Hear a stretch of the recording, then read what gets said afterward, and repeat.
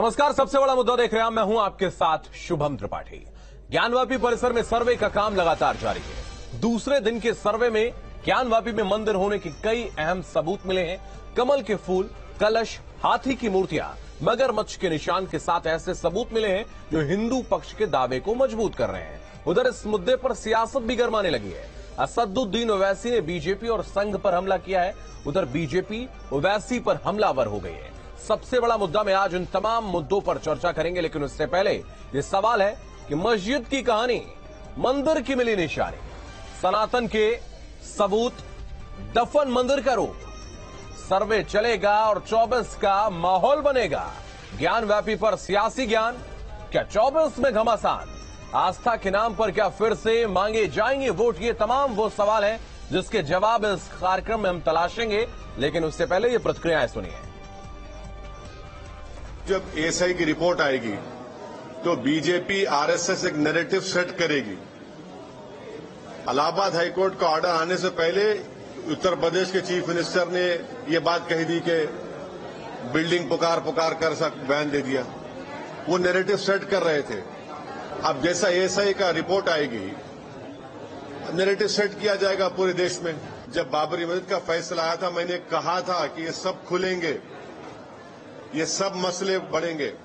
ASI Gyanvapi परिसर का सर्वे कर रहा है और पुरातत्व विभाग के इस साइंटिफिक सर्वे से ज्ञानवापी में जो प्रामाणिक तथ्य हैं वो सबके सामने आएंगे। दूध का दूध, पानी का पानी होगा और जो भी उस इमारत में जो मंदिर के जो होने के जो प्रमाण है वो भी सब जीवंत रूप से सबके सामने होंगे। इससे माननीय न्यायालय को इस लंबे अरसे से चले आ रहे इस विवाद के समाधान में बड़ी मदद मिलेगी। मूर्तियां अभी नहीं मिली हैं। मूर्तियां जो मलबा गिरा है उसमें मूर्तियों के टूटे अवशेष ही हैं, वही मिल रहे हैं और संभावना है कि नीचे मूर्ति है। कलाकृतियां जो हैं हम लोग के अनुकूल हैं, दावे के अनुकूल हैं, मंदिर के अनुकूल है। देखिए, कलश है, घंटियां हैं, स्वस्तिक हैं, ओम है और उसमें जो है हाथी बने हैं, घंटियां हैं।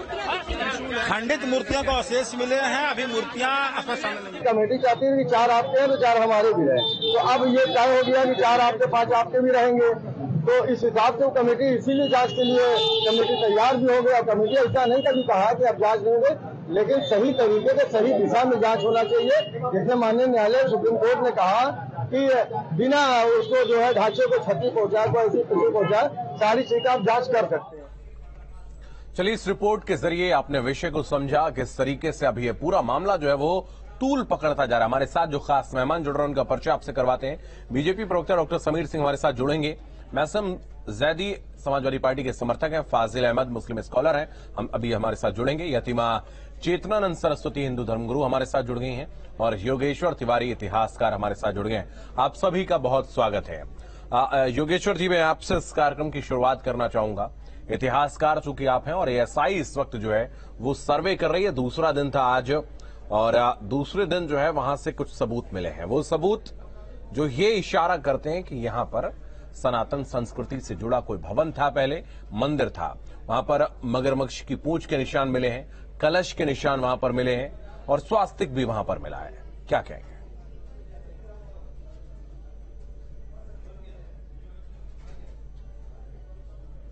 एएसआई सबसे पहले तो आप ये जान ले कि वो अपने आप यहां सर्वे नहीं कर रहा है।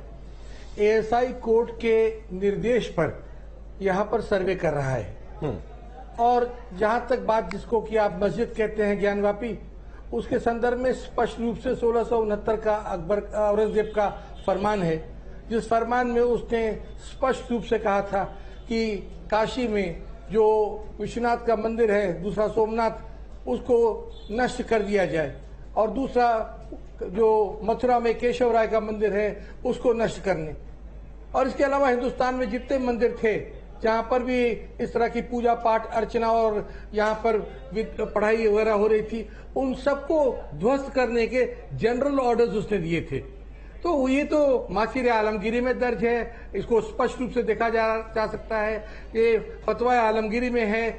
आप जादूनाथ सरकार की पुस्तक पढ़ लें, एक पृष्ठ नंबर 147 वॉल्यूम 3, ये सब पढ़ लें। इसके बाद आप स्कंद पुराण देख लें, आप सलमान खुर्शीद की अपनी पुस्तक जो उन्होंने लिखी है उसको देख लें, आप पीटर मंडी का जो उसके जो यात्रा वृत्तांत है वो देख लें, आप मनुची की बात देख लें।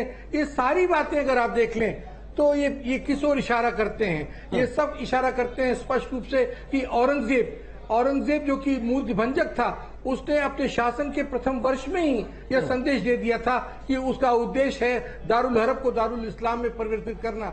और शासन के पहले ही वर्ष में उसने बनारस के जो वहां का पुजारी था उससे कह दिया था, देखो मेरा धर्म मेरा दीन इजाजत नहीं देता है कि मैं हिंदुओं को नए मंदिर बनाने की इजाजत दूं। और ये भी सरकार की पुस्तक पृष्ठ नंबर 147 में है।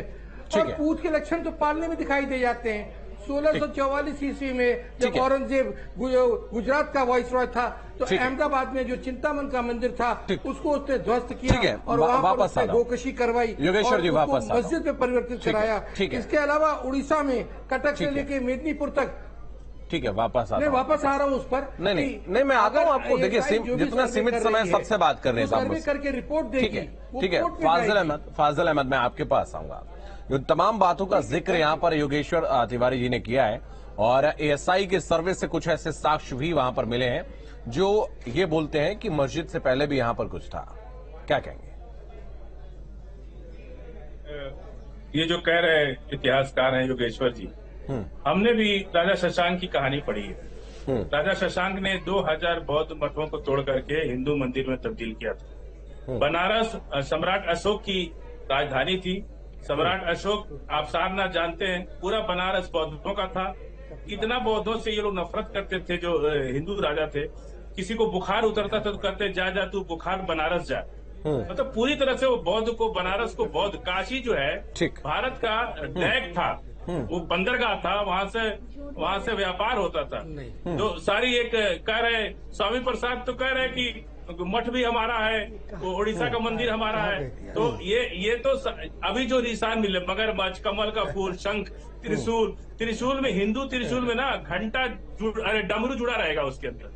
हिंदू त्रिशूल का कोई नहीं, डमरू के निशान में मिले फाजिल अहमद। सुनिए ना, डमरू अलग मिला है त्रिशूल के साथ। तो कम से कम ये तो नहीं बता रहा है कि वो मस्जिद तो नहीं है ना, ये तो बता रहा है। सुनिए, अगर चाहे बौद्ध मठ है चाहे वो मंदिर है, 91 वर्शिप एक्ट ने इसी बात के लिए कहा कि भाई 91 वर्शिप एक्ट रहते नहीं। लेकिन जैसे कल आपने अगर आप अपडेट हैं, अगर आपने कल टीवी देखा हो या विष्णु शंकर जैन को आपने सुना हो जो कि हिंदू पक्ष के अधिवक्ता हैं, वो कह रहे थे कि ये पहले तय हो कि वहां पर चूंकि 1947 से पहले का ये मुकदमा भी चलता रहा है, इसको लेकर लगातार आवाजें भी उठाई जाती रही हैं। तो पहले तो 19 जो वर्शिप एक्ट है उसके तहत ये तय हो जाए कि वर्शिप एक्ट किसकी तरफ से लागू होगा, हिंदुओं की तरफ से लागू होगा कि मुस्लिम की तरफ से लागू होगा।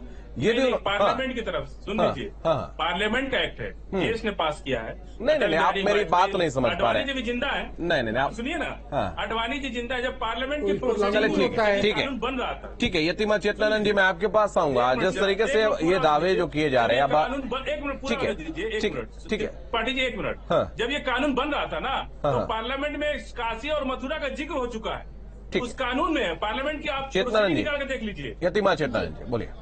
देखिए, झूठ बोलना इनकी फितरत है। उसका कारण ये है कि जिस दिन डे 1 ये सुप्रीम कोर्ट गए, उसी दिन सुप्रीम कोर्ट ने ये कह दिया था कि वर्शिप एक्ट से ये बात बाधित नहीं है और ये जिला न्यायालय में चलाया जा सकता है, पहली बात। दूसरी बात ये है कि पहले अभी विष्णु शंकर जैन जी का आप जिक्र कर रहे थे, उन्होंने बहुत डिटेल में ये बताया है कि पहले ये तो तय हो जाए। कानून कहता है कि किसी भी भूमि की नौयत क्या रही है, वो किस प्रकार की रही है, उस पर क्या स्थापित रहा है, किसी भी समय पे जाना जा सकता है। ये वर्शिप एक्ट से बाध्य नहीं है।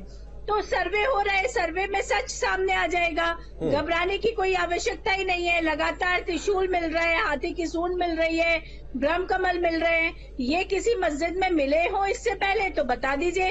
हाँ, जहाँ हमारी आस्थाओं को आहत करके नशस आतंकियों ने, जिहादियों ने मंदिर तोड़े हो, जैसे बाबर ने तोड़वाया था, जैसे औरंगजेब ने तोड़वाए, तो वहाँ जरूर हमारे मंदिर मिलेंगे, क्योंकि सत्य सनातन आदि और अनंत है। ये बौद्ध धर्म की बात करते हैं शुभम जी। ये जो राजा शशांक वाली थ्योरी समझा रहे हैं, ये क्या है? ये मैं अभी ज्ञानेश्वर जी से समझूंगा, इतिहासकार हैं। शुभम जी, उसमें जाने की आवश्यकता नहीं। शुभम जी, उसमें जाने की आवश्यकता नहीं है। उसका कारण ये है कि सत्य सनातन वैदिक संस्कृति की भूमि है भारत, और यहाँ हमारा ही सब कुछ था। आक्रमणकारी आते रहे और अपने चिन्ह छोड़ते रहे। किसी भी सभ्यता को उन्हें किसी भी समय मिटाने का पूर्ण अधिकार है, और ये होना ही चाहिए। इतिहास को दुरुस्त होना ही चाहिए, और इतिहास दुरुस्त होगा तभी एक सूत्र में बंधकर हम आगे बढ़ पाएंगे। ठीक है, ठीक है। ज्ञानेश्वर जी, मैं आपके पास आऊंगा, लेकिन उससे पहले राजनीतिक दलों से भी प्रवक्ता हमारे साथ हैं। मैं समझरी आपके पास आऊंगा। जो ये तमाम अब वाकयात लगातार सामने आ रहे हैं, जी सॉरी योगेश्वर जी, मैं आपके पास आऊंगा, लेकिन उससे पहले अभी समाजवादी पार्टी से हमारे साथ जो जैदी साहब हैं, मैं उनसे समझना चाहूंगा कि जिस तरीके से अब मुख्यमंत्री जी का भी बयान सामने आया। मुख्यमंत्री योगी आदित्यनाथ ने कहा था कि मुस्लिमों को खुद आगे आकर पहल करनी चाहिए, क्योंकि वहां पर जो दीवारें हैं वो अपने आप में चिल्ला चिल्ला कर बोल रही हैं यहाँ पर क्या था, और उसके सबूत भी मिल रहे हैं। क्या कहेंगे? देखिए, आपने जो सवाल पूछा है ये काफी देखा जाए तो गंभीर और बहुत ही सेंसिटिव मुद्दा है। धर्म से जुड़ा मुद्दा है, आस्था से जुड़ा मुद्दा है, और एएसआई इसमें जांच कर रहा है। नो डाउट, ठीक है शुभम जी, अच्छी बात है, कोर्ट संज्ञान में ले रहा है। फिर मैं एक सवाल करना चाहता हूं, जब आप राजनीतिक दलों से ये बात पूछ रहे हैं तो मैं कहना चाहूंगा कि इसका फायदा किसी राजनीतिक दल को ना हो। आप ये देखिए कि इन सब के पीछे किसी राजनीतिक दल का फायदा क्या। अगर ये काम एएसआई कर रही है और कोर्ट कर रही है, तो इसमें इतने बड़े संवैधानिक ओहदे पर बैठ करके माननीय मुख्यमंत्री जी को इस बात का कहना, क्या आप बताइए शुभम जी, ये सही है? या ये जो भी यहाँ पे पैनलिस्ट बैठे हैं, क्या ये बात को बता सकते हैं कि ये सही है? अगर ये मुद्दा कोर्ट का है, अगर ये मुद्दा आस्था का है, यहाँ पर बैठी हमारी यतीनाम जी, हमारी बहन बैठी है, ये एक धार्मिक धर्म से जुड़ी हुई है और धर्म की ज्ञाता है, तो क्या आपको ये लगता है कि किसी और राजनीतिक दल को इसमें रोटियां सेकनी चाहिए? क्योंकि ये जिस टाइम की बात है, ना तो आप थे ना हम थे। अब वहां पर इस तरह का सर्वे हो रहा है, चीजें निकल के आ रही हैं। इससे पहले ना तो यतीनानंद जी को पता था कि वहां पर क्या है, ना हमें पता था, ना आपको पता था। खुदाई के बाद लेकिन श्रृंगार गौरी की जब पूजा रुकवाई गई थी, तब हम भी थे, आप भी थे, और आपकी सरकार भी थी उत्तर प्रदेश में।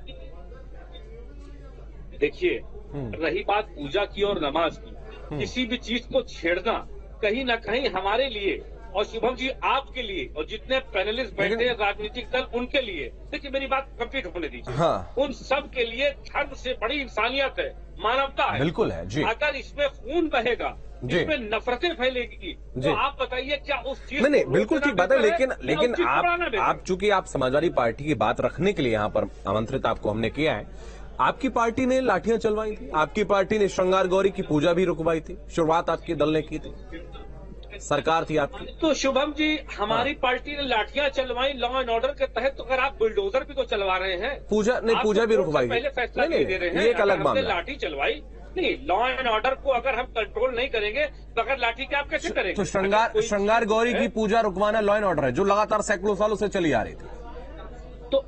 तो नमाज को बंद करवा देना, ये भी तो नहीं, बिल्कुल नहीं नमाज रोकी गई, कहीं नहीं नमाज रोकी गई, नमाज लगातार हो रही है। देखिए, अभी भी हो रही है, सर्वे के बाद भी नमाज लगातार हो रही है। पूजा को देखिए, दोनों इबादत है, पूजा भी नमाज भी, मेरी बात को कोट करिएगा, पूजा भी इबादत है, नमाज भी इबादत है। अगर इन दोनों को लड़ाएंगे, नहीं नमाज रोकी नहीं, नमाज रोकी नहीं गई ना, आज तक नमाज नहीं रुकी है, सर्वे रोका गया नमाज के लिए। हाँ, लेकिन नमाज नहीं रोकी, आपने वजू का स्थान बदला, मुसलमान मान गया वजू नहीं, वहां पर तो हिंदुओं का दावा है कि आप शिवलिंग के ऊपर वजू कर रहे हैं। भाई अगर देखिए किसी भी इबादत, अगर वहां पर देखिए, इस्लाम की थोड़ी बहुत नॉलेज मुझे भी है जैदी साहब, और जहां भी कोई भी इबादत गाह, जहां पर कोई विवाद जैसी स्थिति बनती है, तो वहां पर तो मस्जिद का कोई सवाल ही नहीं उठता है। वहां तो जहां पर दो समुदाय अगर लड़ते हैं। हाँ। शुभम जी, आपने बहुत अच्छी बात की, तभी तो मैं कह रहा हूँ कि इन सब चीजों को, इतिहास को छेड़, चलिए ठीक है, जहाँ ठीक है समीर सिंह साहब, जहाँ भाईचारा खत्म हो जाए,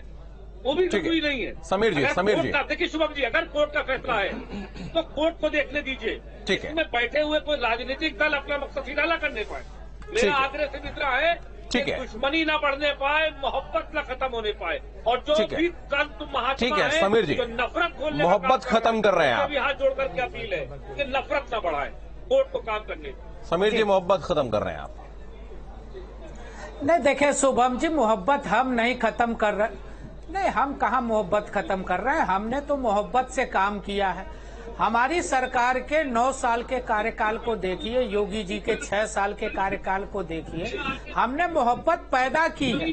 हमने 3 तलाक को खत्म किया, हमने राम का भव्य मंदिर बनाने का रास्ता प्रशस्त किया। और अभी मैं सुन रहा था मुस्लिम स्कॉलर फाजिल अहमद को, अभी इनको पढ़ने की जरूरत है। ये धर्म बता रहे थे कि बौद्ध धर्म के मंदिरों को तोड़ा गया। आपको अपने धर्म के बारे में पढ़िए और अपने धर्म का ज्ञान बढ़ाइए। देश में कहीं भी बौद्ध धर्म के मंदिर नहीं तोड़े गए। धर्म और पंथ क्या है ये आपको नहीं पता है। रही बात ज्ञानवापी की, अभी समाजवादी पार्टी के प्रवक्ता कह रहे थे कि साहब योगी जी ने कह दिया है कि मुसलमानों को छोड़ना चाहिए। अरे भाई, उन्होंने अपील की है, उन्होंने आग्रह किया है, वो संवैधानिक पद पर है, आग्रह कोई खराब बात नहीं होता। उन्होंने कहा कि जो गलती कभी किसी जमाने में आक्रांताओं ने की थी, चाहे वो शाहजहां था, चाहे वो बहादुर शाह जफर थे, चाहे वो अकबर था जिसको आपने महान कहा, जिसने देश को लूटा, चाहे वो औरंगजेब था जिसने मंदिरों को तोड़ा, कोई एक मंदिर नहीं तोड़ा गया शुभम जी। हजारों हजार मंदिर, सोमनाथ को भी तोड़ा था उसने, और सोमनाथ के मंदिर को भारत की सरकार ने पैसा दे के बनवाया, और पैसा सरकारी पैसे से बनाया गया। किसी देश के मंदिर को तोड़ना, लूटना, वो उतना ही बड़ा अपराध है जितना बड़ा अपराध क्षम्य नहीं किया जा सकता। और ज्ञानवापी के अंदर सर्वे हो रहा, नमाज नहीं रुका। वो कह रहे थे नमाज रुक गया, साहब नमाज हो रहा, सर्वे रुक गया, आपने उसका उल्लेख भी किया। आखिर उस ज्ञानवापी के अंदर मंदिर का स्वरूप कैसे आ गया? किसी भी मस्जिद को बनाने से पहले क्या मंदिर बनाया जाता है क्या? उसमें शिवलिंग डाला जाता है, उसमें त्रिशूल डाला जाता है, उसमें बेलपत्र डाला जाता है, उसमें दुर्गा जी के चित्र बनाए जाते हैं, वहां नंदी लगाया जाता है। दुनिया के किसी मस्जिद में यह स्वरूप मिला है आज तक क्या? आप इसको स्वीकार करो कि औरंगजेब एक आक्रांता था, उसने काशी के मंदिरों को तोड़वाया था, और आज जिस बात को लेके बहस हो रही है, हमने और सरकार ने कभी ये नहीं कहा कि हम जबरदस्ती लेना चाहते। मुस्लिम पक्ष और हिंदू पक्ष दोनों न्यायालय के, अब जरा सी मैं वो थ्योरी समझ लूंगा, कहा कि साहब सर्वे होना चाहिए। ठीक है, मैं वो थ्योरी समझ लूंगा जो फाजिल अहमद ने जो सवाल खड़े किए हैं, कहा सर्वे बौद्ध मठों को तोड़ने की, न्यायालयों ने कहा कि सर्वे होना चाहिए। योगेश्वर जी मैं आपके पास आऊंगा, इतिहासकार हैं चूंकि आप, और आपसे मैं आशा करता हूं कि इस चीज को आप क्लियर करेंगे, और फाजिल अहमद अगर समझना चाहेंगे तो वो समझ लेंगे। तो ये जो थ्योरी समझा रहे हैं, क्या है ये थ्योरी?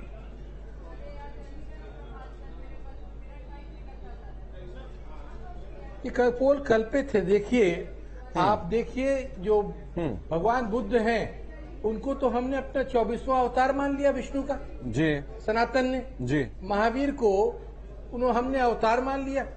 हिंदू कभी आक्रांता नहीं रहा है। देखिए बीच में मत बोलिए, नहीं बीच में इनकी आवाज डाउन करिए। नहीं मैं आऊंगा, देखिए मैंने आपको विनम्रता से सुना पूरे टाइम, और नहीं बोलने दीजिए, की प्रक्रिया, मंदिर बनाने, ये देखिए इनको इतिहास का ज्ञान नहीं है। आप जरा मुझे योगेश्वर जी इधर उधर की बात नहीं, सिर्फ इतना समझाइए, ये राजा शशांक ने बौद्ध मठों को तोड़कर मंदिर बना दिया, ये थ्योरी क्या है? ये कौन है राजा शशांक, क्या है? जरा ये समझाइए दर्शकों को। ये बिल्कुल इनको ज्ञान, बिल्कुल इनको ज्ञान नहीं है, ये बिल्कुल इनको ज्ञान नहीं है। हाँ, और हिंदुओं ने कभी किसी बौद्ध मंदिर, अरे इन्होंने तो बामियान में जाकर बुद्ध की प्रतिमा तोड़ी। मुस्लिम अनुयायियों ने बुद्ध की प्रतिमा तो बामियान में इन्होंने तोड़ी। ये तोड़ने वाले बुद्ध पर आक्रमण करने वाले पर ये लोग हैं। सनातन ने कभी बौद्ध के साथ कभी उसका द्वंद्व नहीं रहा, जो भी रहा शास्त्रार्थ रहा, और बाद में बुद्ध को हमने विष्णु भगवान के रूप में स्वीकार किया, हमने महावीर को भी अपने भगवान के रूप में स्वीकार किया। एक बात मैं कहना चाहता हूँ कि सनातन इतिहास बहुत प्राचीन है, और इस्लाम का इतिहास परवर्ती इतिहास है। तो जहाँ प्राचीन इतिहास है और परवर्ती इतिहास है, दोनों में अंतर है। और ईसाई धर्म में और इस्लाम धर्म में वहाँ संदेश वहाँ का है, और सनातन धर्म में स्वयं भगवान ने अवतार लिए, और भगवान ने अवतार लिए अयोध्या में राम ने, और यहाँ ज्योतिर्लिंग जो मथुरा में जो मथुरा में कृष्ण का है, और बनारस में जो ज्योतिर्लिंग का आविर्भाव हुआ, इसकी बात है। आप जवाब नहीं दे रहे। नहीं, नगरी है, इसकी बात हो रही है। हाँ, यतीमा चेतनानंद जी कुछ कहना चाहिए, बोले चेतनानंद। हिंदुओं और बौद्धों में लड़ाई। देखिए, मैं फाजिल साहब से ये कहना चाहती हूँ, फाजिल साहब, यहाँ सनातन की ये भूमि है और ये हमारा जन्मसिद्ध अधिकार है कि हमारी भूमि पर अगर अवैध कब्जा कर किसी भी पंथ संप्रदाय ने कुछ खड़ा किया है और हम उससे सहमत नहीं है, हमारे मंदिरों को तोड़कर स्थापित किया है, तो हम उसको वापस लेने का अधिकार रखते हैं। वो चाहे बौद्ध धर्म हो, चाहे वो इस्लाम हो, चाहे वो क्रिश्चियनिटी हो, ये हमारा अधिकार है, ठीक है। और काशी, मथुरा और अयोध्या, ये कौन नहीं जानता कि इसको आप लोगों ने इसलिए तोड़ा, आपकी लीगेसी जिन लोगों से जोड़कर आप लोग दिखाते हैं, औरंगजेब और बाबर, तैमूर और खिलजी, उनसे जिन्होंने नस्ल हत्याएं की हिंदुओं की, जिनसे आप ये थोड़ी जोड़कर दिखाते हैं, अपने आप को अपनी बल्दियत बताते हैं, अपना पूर्वज बताते हैं, उनका इतिहास रहा मंदिर तोड़ने का। तो इस इतिहास को दुरुस्त करने का समय आ गया और ये दुरुस्त होना चाहिए। आप कह रहे हैं वजू खाना है, फव्वारा है। अभी जो दूसरे मुस्लिम बैठे हैं सपा के प्रवक्ता, वो भी यही कह रहे थे कि हमारी नमाज रुकवा दी गई, वजू का स्थान बदल दिया गया। अरे शर्म आनी चाहिए आपको कि आप हमारे शिवलिंग पर वजू करते रहे। शर्म आनी चाहिए कि आप 100 करोड़ जनता से झूठ बोलते रहे। और सपा के प्रवक्ता को शर्म आनी चाहिए कि लॉ एंड ऑर्डर का हवाला देकर लॉ एंड ऑर्डर जबरन नहीं कायम होता।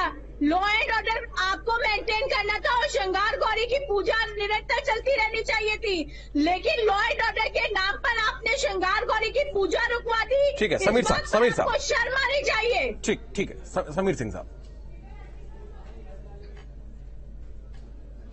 आ रहा हूँ योगेश्वर जी, आ रहा हूँ। समीर जी। शुभम जी, जब ये सरकार में आते हैं समाजवादी पार्टी के लोग, तो ये करते क्या है? ये श्रृंगार गौरी की पूजा 1993 में मुलायम सिंह मुख्यमंत्री थे, उन्होंने रुकवाई। कार सेवकों पर गोली मुलायम सिंह ने चलवाई। अयोध्या के अंदर आतंकवादियों ने हमला किया, मुकदमा किसने लिया? समाजवादी पार्टी की सरकार ने वापस लिया। देश के अंदर और उत्तर प्रदेश के अंदर दंगा और फसाद कौन कराता है? समाजवादी पार्टी कराती है। आदित्यनाथ जी के मुख्यमंत्री बनने के बाद एक भी दंगा नहीं हुआ उत्तर प्रदेश। ठीक है, एक भी दंगा नहीं हुआ। ठीक है, आज राजनीतिक राज स्थापित है। हम आज भी कह रहे हैं कि न्यायालय का सम्मान सबको करना चाहिए। क्रेडिट की बात नहीं करते हैं। आज जिस विषय पर बात करें समीर जी, उस पर बात। एएसआई के सर्वे पर भरोसा रखिए और एएसआई के सर्वे को आप स्वीकार करिए। ठीक है, एएसआई के सर्वे को स्वीकार करिए, न्यायालय के फैसले को स्वीकार करिए। देश संविधान से चलता है, किसी की मनमानी से नहीं चलेगा। जो हमारी बहन अभी आपके सामने हिंदू धर्म गुरु हैं सती जी, जिस तरह के वो बयान दे रही हैं, या उनके हृदय में जिस तरह से नफरत भरी है हम लोगों के लिए, नफरत उसका फायदा मेरी बहन नहीं जान रही है कि हम आपके पड़ोस में बैठे भाजपा प्रवक्ता उस गति पर चिपके रहेंगे जब तक आप जैसे लोग आगे नहीं आएंगे। और आप जैसे ये नहीं होता कि आप जबरन किसी की पूजा का अधिकार छीन लीजिए। इस तरह के बीजेपी के नेता इस धरती पर चिपके रहेंगे। उनका मकसद आप पूरा कर रही है। नहीं होता कि आप किसी की जबरन पूजा का अधिकार छीन लीजिए। आप लोगों ने लॉ एंड ऑर्डर के नाम पर श्रृंगार गौरी की पूजा रुकवाई या नहीं रुकवाई? आप लोगों ने श्रृंगार गौरी की पूजा रुकवाई या नहीं रुकवाई? 350 वर्ष का मुकदमा है, 350 वर्ष से लगातार संघर्ष कर रहे हैं। और जिस समय औरंगजेब मंदिर तोड़ रहा था ना, उस दिन भी हम लोग संघर्ष करने वाले लोग हैं, उस दिन भी संघर्ष कर रहे थे। यहाँ पर शो हो रही है, आप धर्मगुरु नहीं लग रहे हैं। आप मुझे धर्मगुरु में, आप सुनिए, आप जो भी सत्य कहेगा, जो भी सत्य कहेगा उससे आप तिलमिला जाएंगे। जो भी सत्य कहेगा, मुझे मत बताइए मैं क्या लग रही हूँ। आप मुझे ये बताइए कि क्या ये कंडक्ट ठीक था कि आपने श्रृंगार गौरी की पूजा लॉ एंड ऑर्डर के नाम पर रुकवा दी। क्या ये कंडक्ट आपका ठीक था कि आपने श्रृंगार गौरी की पूजा रुकवा दी सिर्फ इसलिए क्योंकि आप मुस्लिम तुष्टीकरण करना चाहते थे? आप मुस्लिम तुष्टीकरण करना चाहते थे। लॉ एंड ऑर्डर का मतलब ये है, सेकुलर समाज का मतलब ये है कि हम अपनी श्रृंगार गौरी की पूजा करते रहते हैं, नमाज पढ़ते रहते हैं। नमाज की चिंता है, फाजिल अहमद साहब अपनी बात रखिए। फाजिल अहमद साहब, आता हूँ योगेश्वर जी। फाजिल त्रिपाठी साहब, ठीक है, रुक जाइए, बोलने दे, फाजिल अहमद को बोलने दीजिए। रुक जाइए, बोले। ठीक है, ये जो बार बार यतीनानंद और जिनके हिंदू पक्ष की तरफ से आता है, सजा शशांक ने तो बौद्ध मठों को तोड़ा। एक पुष्पमित्र शुंग तो 1 लाख बौद्धों का सर कटवा के सरजू में फेंकवा दी, पूरी सरजू लाल हो गई। नहीं, देखिए यहाँ पर बौद्ध और हिंदू और आक्रांता ये सब बात नहीं हो रही। आप जिस विषय पर हम बात कर रहे हैं फाजिल अहमद साहब, उस पर वही कह रहा हूँ कि ये लोग जो कह रहे हैं कि औरंगजेब सभी तरह के नहीं तो औरंगजेब के बारे में बोलने में आपको बुरा क्यों लगता है? मैं ये समझ लीजिए, औरंगजेब से क्या नाता है? औरंगजेब ने एक मस्जिद और एक मंदिर तोड़वाई, कामाख्या देवी को दान दिया। औरंगजेब से आपका नाता क्या? मैं ये समझना चाह रहा हूँ। आपका ना वो पूर्वज है, ना आपका आप उसके वंशज है, ना आप उसके हमारे सुन लीजिए, नहीं, ना आप उसके वंशज है, ना आपके रिश्तेदार हैं वो। 100 करोड़ यहाँ सुन लीजिए, आप हिंदू को प्रस्तुत मत करो। हिंदू जो है ना, मरोड़ के बातों को हिंदू भारत में, अरे सुनिए त्रिपाठी, आप हिंदू, अरे सुनिए ना, मत बताओ, पहले पढ़ो बौद्धों का इतिहास। अरे हम पढ़ो इसको। हिंदू जो है ना त्रिपाठी जी, सुन लीजिए। नहीं, मैं नहीं बोल रहा हूँ, ये बीजेपी प्रवक्ता समीर सिंह साहब बोल रहे हैं। तो इनको चुप कराइए थोड़ा। हम बता रहे हैं, हिंदू यहाँ 20 करोड़ है बस। ये जो 100 करोड़ का धमकी देते हैं ना लोग, हम 100 करोड़, आप बौद्ध को पढ़ो, महावीर को पढ़ो, कबीर को पढ़ो, और शाहजहां और औरंगजेब को पढ़ो कि उन्होंने नहीं, अगर ऐसे अगर जोड़ने लगे तो फिर यहाँ पर नहीं, देखिए आप जातियों में मत छोड़िए। ऐसे अहमदिया, ऐसे तमाम और फिरकों की बात करने लगे, 72-73 फिरकों की बात करने लगे तो अल्पसंख्यक रह ही नहीं जाएगा। आदिवासी औरंगजेब के बारे में बताओ ना। ऐसे बरेलवी बहावी देवबंदी की बात करने लगेंगे तो फिर रही नहीं जाएंगे ना। मुस्लिमों की बात कैसे होगी फिर? हम कह रहे हैं कि मुसलमान चाहे देवबंदी हो, बरेलवी, सब मुसलमान है। अगर वो बात करने लगे तो 72 फिरकों बढ़ जाएंगे आप। ऐसे ना बोले, अल्लाह के मानने वाले हैं, मुसलमान है, ठीक है सब। देखिए यही तो सनातन की, ये सनातन की खूबी है ना कि किसी को। पहले औरंगजेब को बताओ ना कि औरंगजेब ने क्या किया था। चलिए ठीक है, योगेश्वर जी बोले, बारे में बताओ, योगेश्वर जी बोले, देश के अंदर क्या किया था। ठीक है।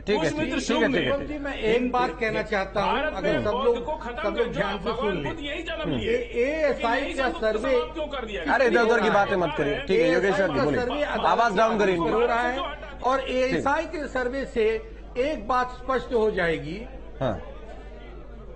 एएसआई का सर्वे अदालत के आदेश से हो रहा है और एएसआई के सर्वे से एक बात स्पष्ट हो जाएगी कि इस मस्जिद के पहले क्या कोई और ढांचा था कि नहीं।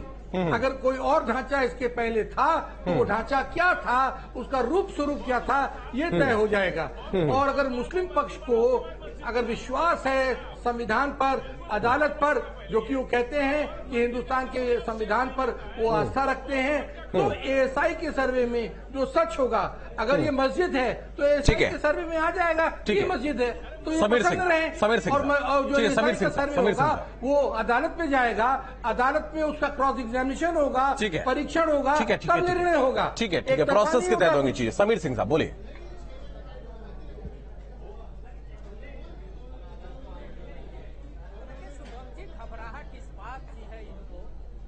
एएसआई के सर्वे में आज एएसआई की टेक्नोलॉजी इतनी बड़ी हो गई है कि पूरी दुनिया के अंदर, कोई भारत में नहीं, पूरी दुनिया के अंदर एएसआई ने बहुत सारे फैसले अपने सर्वे के आधार पर किया। आज जो मंदिर के और मस्जिद की बात कर रहे हैं ये एएसआई, पहले ये कहते थे खुदाई नहीं होनी चाहिए, कोर्ट ने कहा खुदाई नहीं होगी। आज एएसआई के पास टेक्नोलॉजी है। अरे बोल लेने दीजिए फाजिल अहमद, बोल लेने दीजिए, नीचे भी फर्जी बातें मत करिए। सुप्रीम कोर्ट झूठ बोल रहा है, सुप्रीम कोर्ट झूठ बोल रहा है, सुप्रीम कोर्ट झूठ बोल रहा है वहां पर। फर्जी बातें कर रहे हैं आप। शांत रहिए, शांत रहिए। हुए आ जाएगा कि 20 मीटर नीचे भी क्या है, 20 मीटर नीचे भी क्या है, क्यों घबरा रहे हैं? ठीक है, यतिमा चेतनानंद जी, यतिमा चेतनानंद जी, मैं आपके पास आऊंगा। एक सवाल आपसे समझना चाहूंगा, अगर 1% भी इस कपोल कल्पित थ्योरी पर विश्वास भी कर लिया जाए जो फाजिल अहमद यहां पर बता रहे हैं, तो इसमें आखिर अगर चलिए ठीक है, हम कहते हैं कि 1% बौद्ध मठों को तोड़कर मंदिर बना दिया गया, लेकिन फिर इसकी इजाजत कौन देता है कि आप मंदिर को तोड़कर मस्जिद बना देंगे? नहीं, ये तो देखिए फेक नैरेटिव सेट करने का प्रयास है। बौद्ध धर्म के जो हमारे भाई है, फाजिल साहब चुप रहिए जरा, चुप रहिए। जो हमारे भाई हैं उनसे लगातार हमें अलग करने का प्रयास किया जा रहा है। लगातार ये नैरेटिव सेट किया जा रहा है कि ऐसा कोई भी इतिहास हमारा नहीं है कि हमने किसी भी इबादत गाह को, किसी की भी पूजा स्थली को तोड़कर वहां पर मंदिर का निर्माण किया हो। ये भारत की भूमि थी, ये सनातनियों की भूमि थी, ये राम कृष्ण और शिव की भूमि है, ये माँ जगदम्बा की भूमि है। यहाँ जितना भी इतिहास मिलेगा, आप जमीन के नीचे जितना जाते जाएंगे वहाँ इतिहास हमारा निकलेगा, क्योंकि हम यहाँ आदि अनंत काल से विराजमान शिव के आराधक रहने वाले हैं। इसी बात की चिंता है, पता है। देखिए, अगर किसी को भय ना हो, शुभम जी बस 1 मिनट में अपनी बात खत्म कर रही हूँ, अगर भय ना हो शुभम जी, तो फिर आर्कियोलॉजिकल सर्वे के पीछे इतनी हाई तोबा क्यों? ठीक है, बिल्कुल ठीक बात है। ठीक है, समीर सिंह साहब। बस 100 की सीधी बात। देखिए शुभम जी, ये जो बौद्ध मठ की बात कर रहे हैं, बनारस के अंदर सारनाथ में बौद्ध मठ भी है। किसी ने भी बौद्ध मठ का अपमान नहीं किया आज तक। ये बहस को भटका रहे हैं, ये भटका रहे हैं। बाबा विश्वनाथ के स्थान पर बौद्ध मठ को लाने का विषय इनको कहाँ से ज्ञान हो गया? ये औरंगजेब की बात क्यों नहीं करते? सारनाथ कहाँ है? बताओ ना, सारनाथ कहाँ है? बनारस में ही है सारनाथ। सारनाथ बनारस में ही है, तुमको पता नहीं है? तुम अनावश्यक बातें बैठ के कर रहे हो। बनारस में ही सारनाथ है, तुमको पता है? पता है? पता है फाजिल जी को? तुम क्या जानते हो हिंदू के बारे में? क्या जानते हो बुद्ध के बारे में? सारनाथ बौद्ध मठों का सबसे बड़ा केंद्र सारनाथ में है। आपको नहीं जानकारी है फाजिल, आपको कुछ नहीं पता, आपको कुछ नहीं पता। नालंदा को आपने चलाया था, किसी और ने नहीं चलाया था। और आप बहस को भटकाइए मत, लोगों को गुमराह मत करिए, आप लोगों को गुमराह मत करिए। आपका चेहरा दागदार है, आप औरंगजेब की औलाद है, आप औरंगजेब की औलाद है फाजिल अहमद, आप औरंगजेब की औलाद है। आपने ही, आप जैसे लोगों ने ही मंदिरों को तोड़ा था और उनको कचरा दे रहे हैं। ना ही वो बौद्धों के ठेकेदार है स्वामी प्रसाद, एक राजनेता है। आप उनकी बात कहाँ से? स्वामी प्रसाद मौर्य, स्वामी प्रसाद मौर्य तो रोज अपमान करते हैं धर्म का, वो आपके। देखिए फाजिल अहमद, सौभात की एक बात है, जब वहां पर इतिहास का, ठीक है अब शांत हो जाइए क्योंकि समय पूरा हो चुका है, मुझे बोल लेने दीजिए। सबसे बड़ी बात और जो सार निकल कर आ रहा है फाजिल अहमद साहब, वहां पर जब चीजें स्पष्ट होने लगी, आपको समझ में आने लगा कि वहां पर जो असलियत है वो सामने आ जाएगी, इसलिए आप एक फर्जी एजेंडा और कपोल कल्पित चीजें जो है वो सामने लाने की कोशिश कर रहे हैं। इस्लाम और बौद्धों के बीच की जो दुश्मनी है उसके बारे में अगर हम आपको बताने की कोशिश करें, 90% बौद्ध मठों को डिस्ट्रॉय करने की कोशिश सिर्फ इस्लामी ताकतों ने की है। इसके बारे में पढ़ लेना। एक नहीं 1000 उदाहरण आपको दे दूंगा। आप और मैं बहुत पुराने जानकार हैं, एक दूसरे को अच्छी तरीके से जानते हैं। 1000 उदाहरण मैं आपको दे दूंगा, ये मुझे समझाइए आप। ठीक है, बहुत धन्यवाद आप सभी का हमारे साथ जुड़ने के लिए। इस खास कार्यक्रम में फिलहाल इतना ही, आप बने रहिए न्यूज स्टेट के साथ।